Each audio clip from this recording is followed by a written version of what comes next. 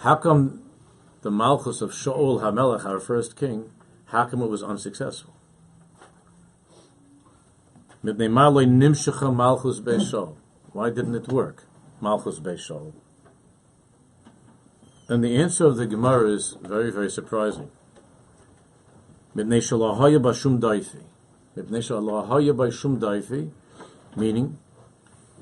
Shaul HaMelech was too good.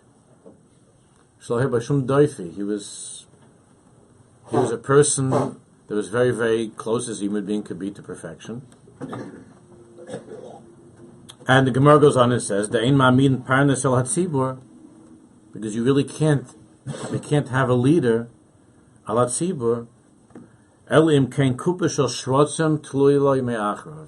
a person that has a kupa, like a box of shrotzim, of crawling, creeping, horrible little things in a box. The Gemara's way of saying that he has skeletons in the closet. And the Rabbi Melech explains that since the tafkid, the job, the responsibility of a manhig, of a leader, of a parnas, of a leader, of a king, of a rebbe, of a parent, of a Jew, of a manhig, is to be able to reach every single Jew, not just the top guys, but to reach every single person.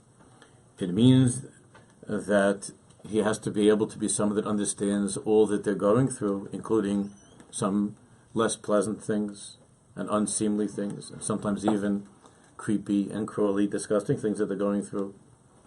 That the tzaddik, the manhig, the rebbe, the teacher, the leader, the parnas has to be a person that's able to reach every single Jew, because Hashem Yisborach wants every single Jew.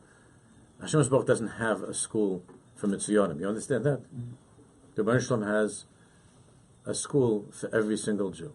That's his Beis HaMedrash. Other people have different ideas about their schools, but the Rebbeinu Shalom's Beis HaMedrash is to reach every Jew.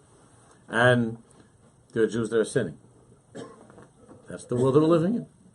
So there are many, many Jews, unfortunately, that are sinning. And the Rebbe Melech explains that a manhig, a tzaddik, has to be able to understand nefesh hachaites, the soul of the sinner, to understand what that feels like. What does it feel like? What does it feel like, saying Kriya Shema al Amita after you did something you shouldn't have done, or you looked at something you shouldn't have looked at? A person has to understand that in order to reach such a person. David HaMelech, we're told in Tanakh what happened with him. Chazal don't spare any words.